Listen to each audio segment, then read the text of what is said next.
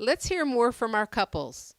What is the most romantic thing you have done together? I remember the lovely Michelle and I had a night in Paris, actually a week in Paris. But we had floated down the Seine River, and it was a beautiful city of lights, and it was just one of the most stunning romantic nights. But we finally found our room, and we go in there, and my key doesn't work. It's about midnight now, and hey, somebody's in our room. Boom, boom, boom, boom. And they opened the door and said, What are you doing in our room? No, this is not your room. So they had my partner had not reserved the reservations for the rest of the week, and they basically wrapped all our clothes up, threw them in the basement. And one of our most romantic nights turned up, and finally another hour later they found a room for us in the Zephyr Hotel that we call the La Closet.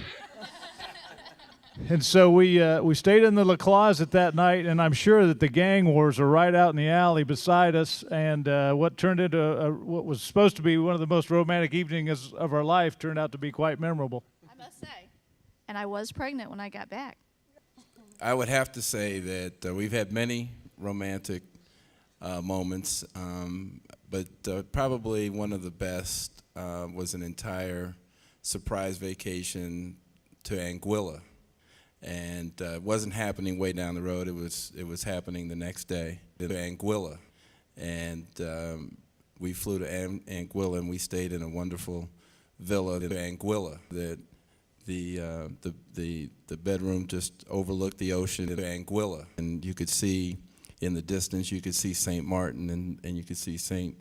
Bart's and Anguilla. We had just the most incredible 4 days at Anguilla. Michael? I mean, I would say our honeymoon in Maui. I mean, that was pretty amazing every single day. But I think what I would say our most romantic night was I rented the penthouse suite at the Intercontinental in downtown Atlanta. And it like P. Diddy was in there the week before us. And I had like the whole room laced with like rose petals and champagne and all that good stuff. And then it was the room that had like the L window. So like when I drew the shades to the window, you could see the skyline of Atlanta. And then from there, I'll just stop.